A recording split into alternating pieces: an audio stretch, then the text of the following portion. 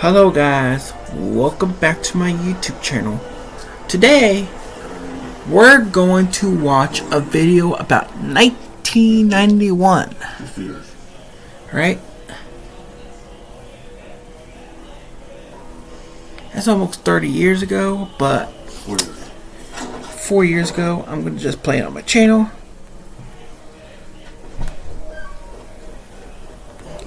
This is the one I want.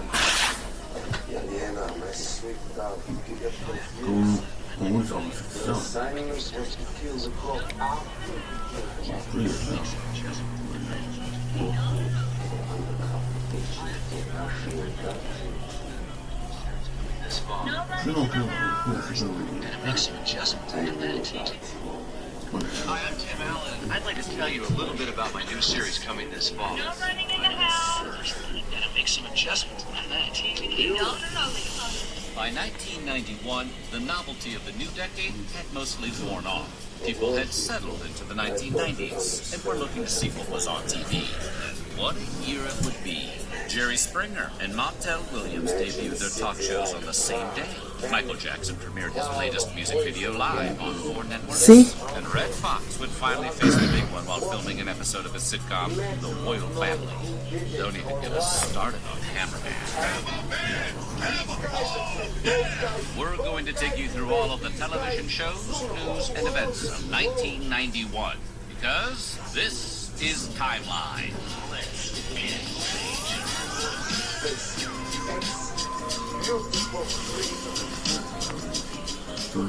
Get ready to catch Laura Palmer's killer with the help of Darkwing Duck, because this one is all about 1991. But before we get started, be sure to subscribe to the Weird History channel and let us know in the comments below about your favorite TV memories from 1991.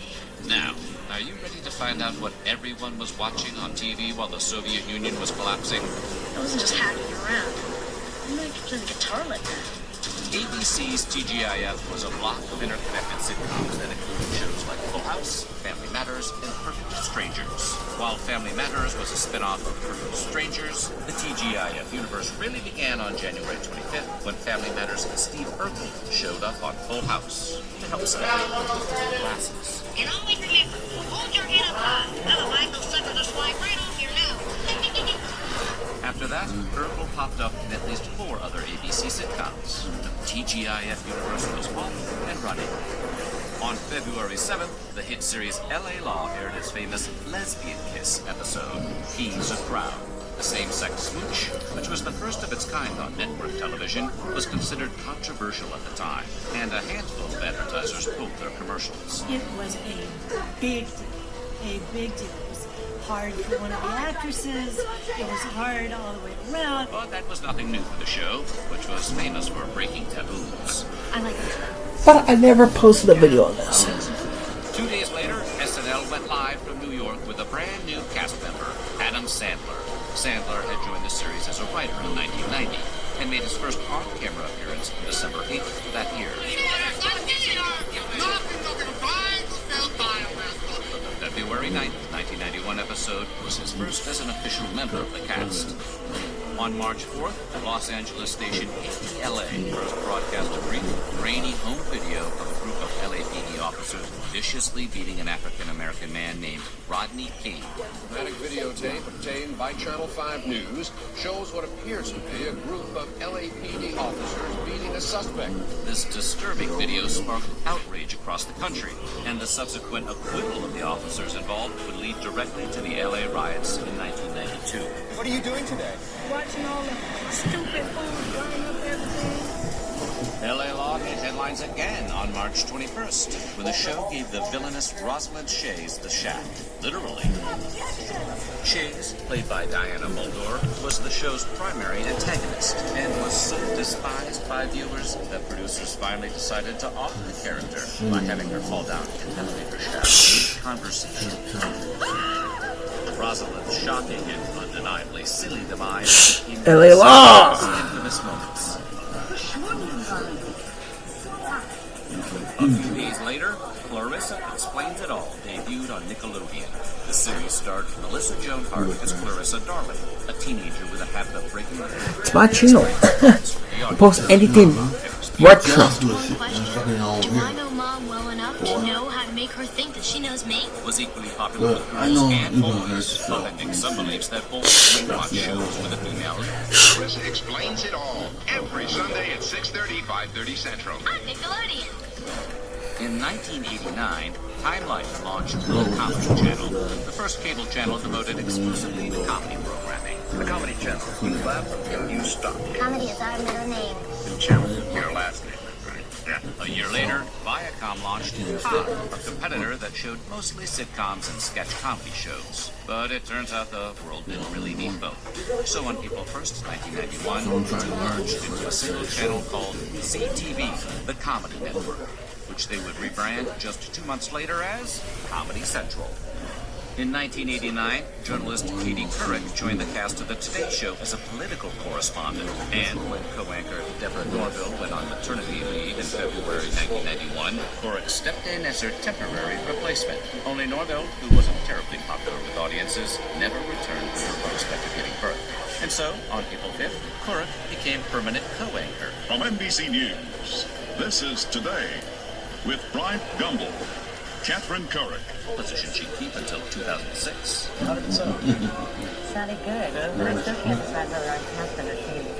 Action star and alleged martial artist Steven Seagal was invited to host Saturday Night Live on April 20th. Would become one of the show's most infamous episodes. There's a lot more to Steven Seagal than martial arts. Seagal's wooden acting, Phelan was one of the best movies ever made, and I can't even you could say that didn't make that kind of money. refusal to poke fun at himself, it's a tattoo, and hostility towards the cast resulted in 2 hours of uniquely terrible sketches, and Seagal's lifetime ban from the show. The following Friday, ABC broadcast the premiere of the show Dinosaurs. Co-produced by Henson Studios, the show was a sitcom about a family of anthropomorphic dinosaurs. The animatronics used to create the characters made it the most expensive sitcom of its day. Richard, get up, gotta help me. On May 3rd,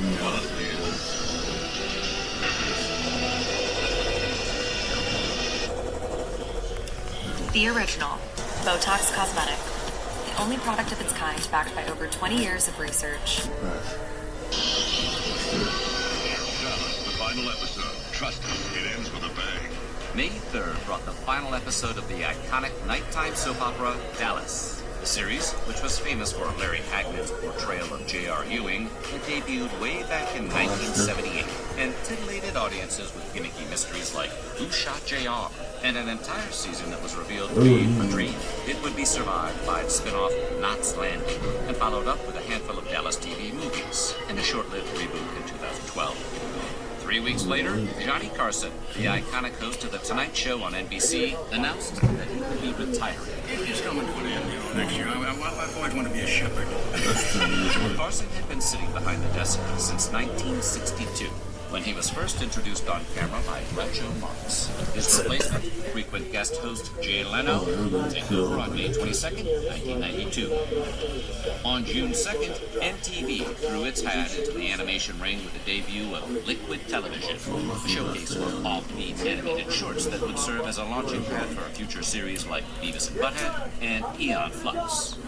On June 10th, David Lynch's now legendary series Twin Peaks came to a close with its 29th episode. The highly influential show declined in the ratings after network executives demanded a solution to the murder mystery that drove the plot. The second season finale, which was never intended to be a series finale, proved to be its final episode. Cancellation of Twin Peaks, however, would be the last time audiences got to visit that particular town. In 1992, Lynch directed the prequel film Twin Peaks: Fire Walk With Me. In 2017, the show returned to television with a third season called Twin Peaks: The Return, finishing the story to both critical and commercial acclaim. On July 1st, Court TV started broadcasting trials to a surprising amount of success. The channel, which focused on live coverage of prominent criminal cases, legal talk shows, and other crime-themed programs, was surprisingly popular for a while, before rebranding to True TV in 2008. This Sunday, why face the nation when you can face the animation? Nickelodeon's new cartoons are stimulating and tasty. And on August 11th, Nickelodeon aired the first block of Nicktoons. The 90-minute block marked the debuts of what would become three of the channel's most iconic animated series. Kids are attempting to build time machines so they can race through the week and go straight to Sunday, where they'll find Doug, Rugrats, and Ren and Stimpy. The incredible success of those initial three would encourage the company to continue the block, which would eventually serve as a launchpad for future hits like SpongeBob SquarePants. Then, on September 17th, ABC aired the series premiere of Home Improvement. Based on the stand-up comedy of Tim Allen, the show followed Tim the Toolman Taylor, Home Improvement TV show host. We want a job done right, and what do we need? Detroit with his wife for 3 seasons. The Smash series was the light of Tim's obsession with I like it too. would go on to run 8 seasons, finishing up with one of the most watched finales of all time. See that, guys? 2 days later, on September 19th, The Simpsons aired the episode Stark Raving Dad, in which Homer befriends a man who believes he's Michael Jackson. This is what Michael Jackson looks like. You look like a big fat melon. However, a few highly observant viewers noticed the character's voice was suspiciously similar to the real King of Pop.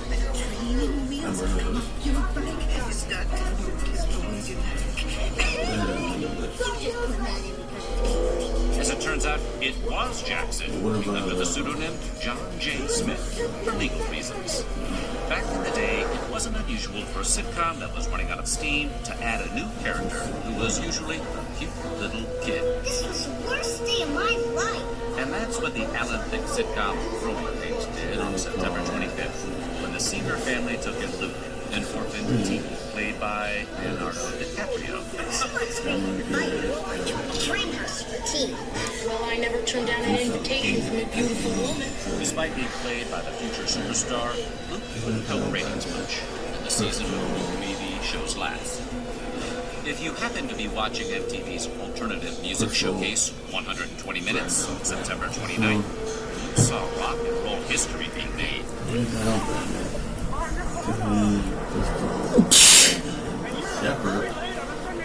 That was the day the show debuted the now iconic music video for Nirvana's Smells Like Teen Spirit. The video, which depicts the band performing the song at a high school pep rally, turned the group into superstars, and the album never became one of the best-selling albums of all time.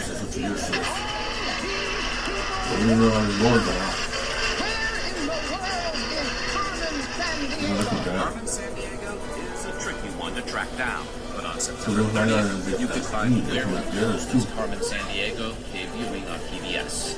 The children's quiz show, based on the game series, was hosted by Greg Lee and featured special appearances by actress Lynn Thigpen playing the Chief, as well as the musical group Rockapella. Where in the world Oh, that's hot. On October 13th, Season 3 of In Living Color debuted with a few new faces, including future Oscar winner Jamie Foxx and future icon Jennifer Lopez, who became one of the show's fly girl dancers. Lopez would stick around for 2 seasons, and Foxx would stay on until the series ended in Season 5. Finally, Star Trek creator Gene Roddenberry departed for the final frontier on October 24th. Shortly after the 5th season premiere of Star Trek The Next Generation. Star Trek remains an iconic science fiction franchise. See that, guys? That's Star Trek, guys. To this day. Fittingly, some of Roddenberry's ashes were sent into space on the shuttle Columbia. So what do you think? What was the best TV moment of 1991? Let us know in the comments below. And while you're at it, check out some of these other timeline videos. Alright.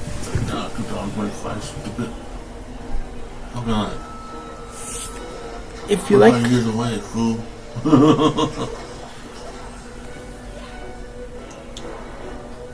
if you like my timeline video of 1991, don't forget to like the channel and don't forget to subscribe to my channel for more retro content. What now? Thank you. Bye.